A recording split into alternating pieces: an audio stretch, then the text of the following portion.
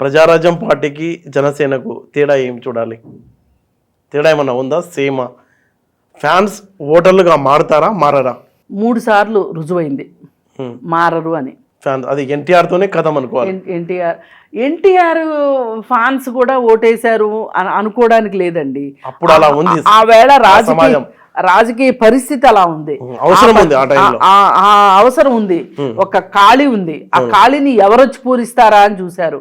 కాకపోతే ఎన్టీఆర్ కాకుండా ఇంకొకళ్ళు ఎవరైనా వచ్చున్నట్లయితే కనుక అంత బంపర్ మెజారిటీ వచ్చి ఉండేది కాదు. అత్యవసర మార్కులతో పాస్ అవ్వడం ఏదో ఒకటి జరిగి ఉండేది.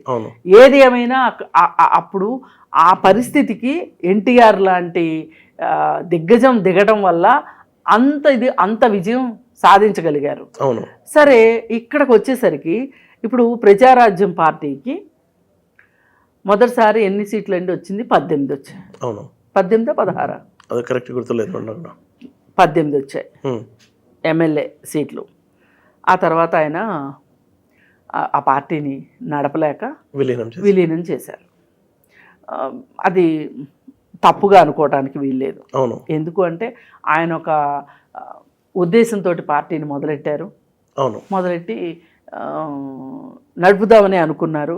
అన్ని సీట్లు పోటీ చేశారు. ఆయనకి తక్కువ దక్కింది, అది వేరే విషయం. కానీ చిరంజీవి తర్వాత పవన్ కళ్యాణ్ జనసేన పార్టీ పెట్టి ఆ మాత్రం కూడా చేయలేకపోయారు కదా. ఒకసారి అసలు ఎలక్షన్కే వెళ్ళలేదు. మరి ఆ తర్వాత ఎలక్షన్కి వెళ్ళారు. ఎలక్షన్కి వెళ్తే ఆయన పోటీ చేసిన 2 చోట్ల ఓడిపోయారు. వాళ్ళ అభ్యర్థి ఒక ఆయన గెలిస్తే అది ఆయన వ్యక్తిగత ప్రతిభతోటి ఆయన గెలిస్తే ఆయన కూడా ఎందుకైనా మంచిది అని చెప్పి వైఎస్ఆర్ పార్టీలోకి వెళ్ళిపోయారు. అలాంటప్పుడు అసలు ఈ 2 పార్టీలకే పోలిక లేదు నన్ను అడిగితే.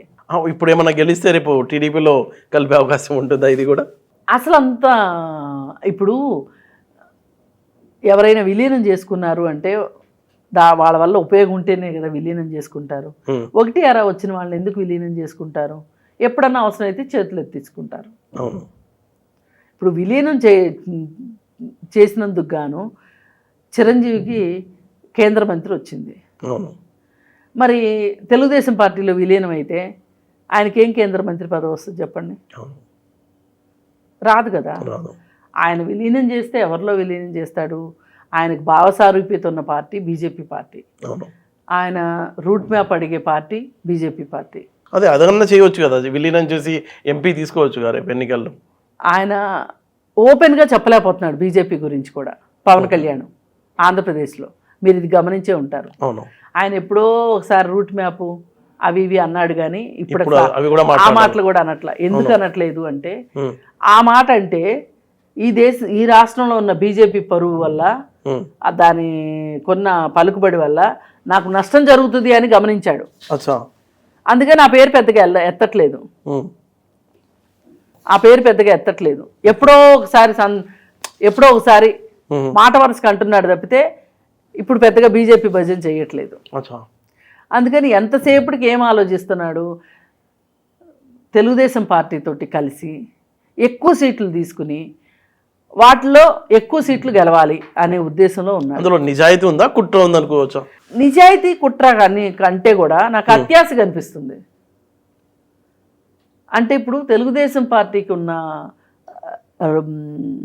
గ్రౌండ్ లెవెల్ కార్యకర్తలు కావచ్చు, క్యాడర్ కావచ్చు, పవన్ కళ్యాణ్కి లేదు. బీజేపీకి అసలే లేదు ఆంధ్రప్రదేశ్లో. ఇవాళ పోటాపోటీగా ఉన్న పార్టీలు ఏంటి అంటే వైఎస్ఆర్ పార్టీ, టీడీపీ. ఈ వైఎస్ఆర్ పార్టీలో కూడా మొత్తం వాళ్ళంతా వైసీపీ అభిమానులు అనుకుంటున్నారా? జగన్మోహన్ రెడ్డి అభిమానులు అనుకుంటున్నారా? కాదు. కాంగ్రెస్ పార్టీకి అక్కడ దిక్కుమొక్కు లేకుండా అయిపోతే ఆ కాంగ్రెస్ పార్టీలో ఉండలేని పరిస్థితిలో ఉన్న ఉపయోగం లేదు అని కొంతమంది తెలుగుదేశం పార్టీలోకి వచ్చారు, కొంతమంది వైఎస్ఆర్ పార్టీలోకి వచ్చారు, కొంతమంది అయితే నమో నారాయణ అని ఇంట్లో కూర్చున్నారు. ఇప్పుడు రేపు పొద్దున కాంగ్రెస్ పార్టీ కనుక అక్కడ కొంచెం ఒక ఫామ్ లోకి వచ్చింది అంటే చాలా వైసీపీ పార్టీ విలీనం అవుతుంది అంటారు. విలీనం అవ్వదు. ఆ విలీనం చేయడానికి ఆయన ఎక్కడుంటాడు? విలీనం అవుతుందని అనుకోను. ఆయన అధికారం ఉన్నన్ని రోజులే ఆయన బయట ఉంటాడండి జగన్మోహన్ రెడ్డి. అధికారం అంటూ లేని రోజున ఆయన జైల్లో ఉంటాడు. ఆయన ఆయన గెలవాలి అనే ఆకాంక్ష, ముఖ్యమంత్రి పదవి కాదు ఆయనకు కావాల్సింది, జైలుకి వెళ్లకుండా ఆస్తులు కాపాడుకోవాలని. ఇప్పుడు చూడండి, బీజేపీ తోటి ఒప్పందం చేసుకొని ఈడీ జప్తు చేసిన ఆస్తులు తీసుకోగలుగుతున్నాడా వెనక్కి? ఆ రోజు ఈడీ ఏదైతే ఆస్తులు జప్తు చేసిందో అవి తీసుకోగలుగుతున్నాడు కదా వెనక్కి. 3,500 వాయిదాలకి వెళ్ళకోకుండా non bailable arrest warrant issue కాకుండా కాపాడుకోగలుగుతున్నాడా? కనిపిస్తుంది కదా. మరి వల్లభనేని వంశీ మొన్న వాయిదాలకు వెళ్ళలేదని చెప్పి ఆయనకి నాన్ బెయిలబుల్ అరెస్ట్ వారెంట్ ఇచ్చారు కదా.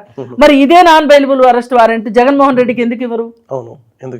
ఇవ్వాలి కదా. మరి చట్టం ముందు అందరూ సమానులు అయితే ఇవ్వాలి కదా.